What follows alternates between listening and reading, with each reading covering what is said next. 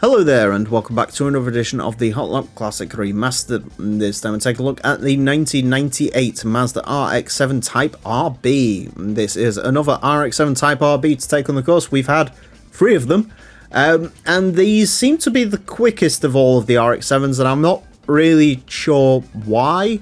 I think it could have something to do with them being less powerful than the RS's Type Rs of the world, potentially.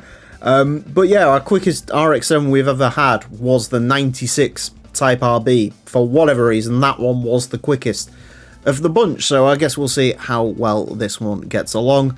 RX-7s in general seem to drive pretty well, so yeah, we should be in for a pretty chill time here.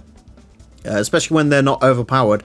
Although 549 horsepower is quite a lot to send through the rear wheel, so I'm a little bit skeptical of this one. I don't think it'll be as quick as that other 96 RB, but I guess we will find out. This is running one of the 2 racing modifications that you can have for 97 to 98 RX-7s. This one is the sort of jam cake one, I guess you'd call it. The red, the gold, and the blue. Sometimes this red is replaced with white, which I do think looks quite good. The other one is a Super Taikyu livery, I believe, a BP, which the RS is going to run, and the RS is scary. Yeah, the RB, in terms of power, this one makes 550. This is new dealer, by the way.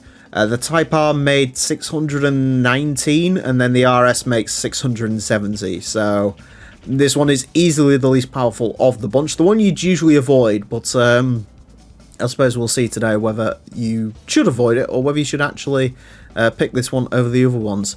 Although we haven't tried the 98 RS just yet. Front engine rear wheel drive, 549 horsepower, 1058 kilos. I am certainly less scared of this than that GTC we had out a couple of weeks ago, because that car was terrifying. Anyways, to find out how the 1998 Mazda RX-7 Type RB is going to get along, it's going to get 6 laps of the Motorsports Land track in order to set the best time it possibly can. Our current leader is the Suzuki Escudo Pikes Peak version. That car set at a time of 25.696. This car is unlikely to beat that because, well, we've got far more data on RX-7s than we absolutely needed at this point, because we've ran a lot of them. And in general, they're nice to drive. They are better than the front-engined rear-wheel drive counterparts from Nissan and Toyota, definitely. And to be honest with you, they're better than NSXs as well. In terms of drivability, so yeah, these are usually pretty good. Again, they can be overpowered, looking at that RX-7 GTC we had, and a couple of the other ones as well, and I'm very scared of that Type RS, which is going to be our final road-going RX-7. The one thing I'm trying to get used to straight away, this is more of a coming from the last couple of episodes perspective, so you'll be fine on this. Just how small this is. I know RX-7s are small cars, especially compared to, again, Supra, Fairlady, GTO, that sort of thing. But, yeah, this one is very slender. I can get a lot closer to barriers and stuff. I'm sort of turning in as though I'm driving one of those 1,400 kilo warheads that we had recently go around.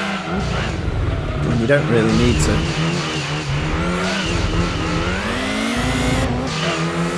I'm sort of looking at RX-7 Type R, that set of time, oh, the modern Type R, I should point out, not the old one. Modern Type R set a time of like a 29.8, and this isn't massively quicker than that yet. Admittedly, that lap I did cock up, which wasn't ideal. But yeah,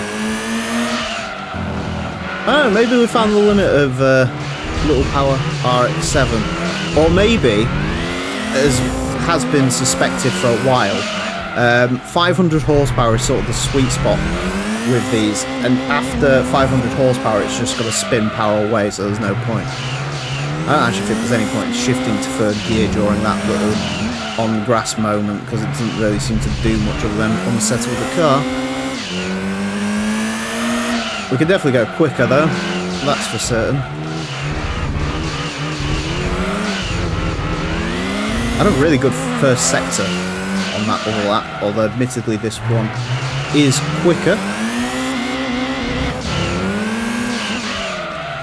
Bit apprehensive on jumping on the power.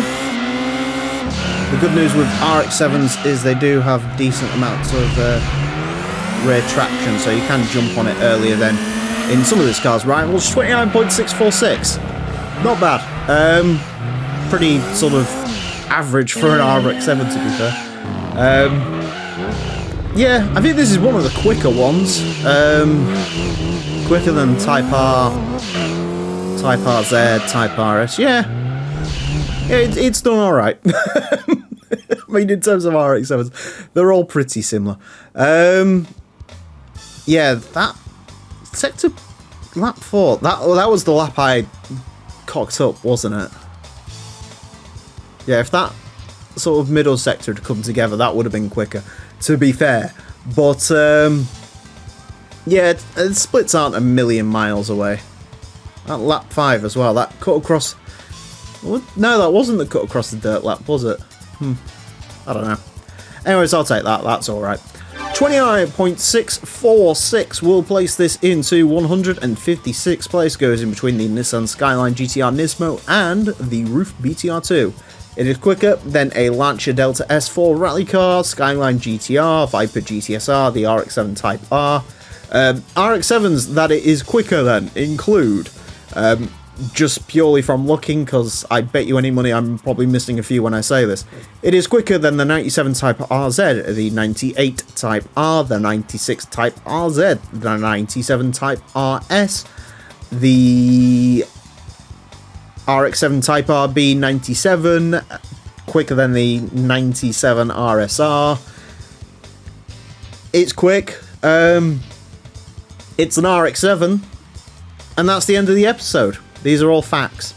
Anyways, that's it for this episode. Thank you all very much for watching. Join me next time, and when I'll be driving something completely different. Until then, farewell.